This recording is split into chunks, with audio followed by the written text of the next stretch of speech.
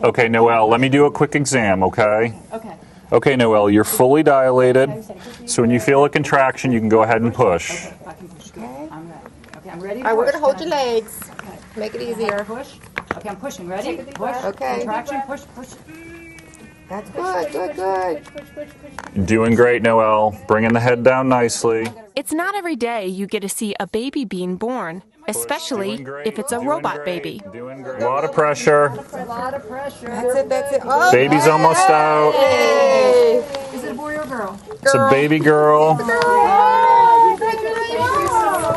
Noelle is a lifelike birthing simulation tool being used to train medical students around the country. And Johns Hopkins Hospital in Baltimore just got theirs.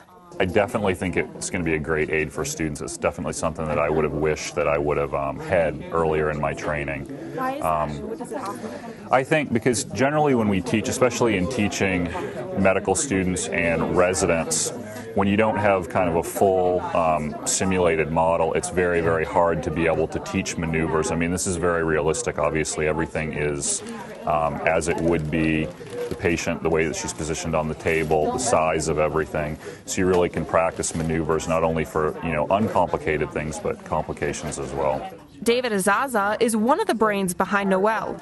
She's been under construction for 2 years and is now being used in real-world settings like this one, which Azaza, along with the Hopkins team, says is necessary because it's better to learn and to make mistakes on a robot instead of a real person. We can use her for medical education, we can use her for residency education, we can use her for new nurses as they come on the team, but most importantly, we can use her as a mechanism to study the team as they work together during a birth process and especially during a high-risk situation. And we can observe communication amongst the team members, and then we can videotape that and play it back and say, well, what did we do well, what could we do better, what did we learn from this situation? She's like a real patient in that she's hooked up to a fetal monitor, so we can monitor what the baby's doing. We have her hooked up to an IV, so we can monitor that. We can actually draw blood from her.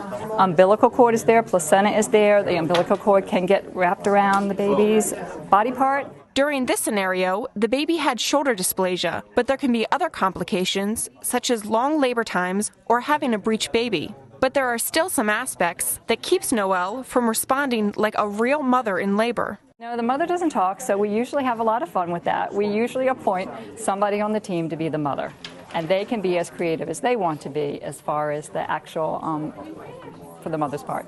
And just like there can be complications during the delivery process, there can also be some challenges in recreating a realistic delivery. Then getting into the terminology of a specific thing, it's a little bit complicated. You have to learn like pretty much a new language because the terminology is very specific for OBGYN.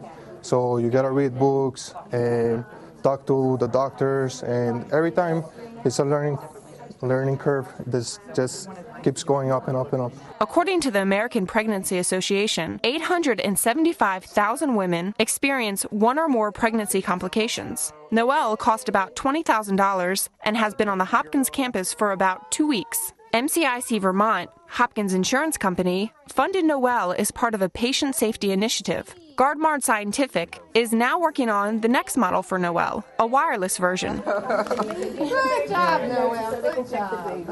Okay. For Discovery News, I'm Casey D. Gardner.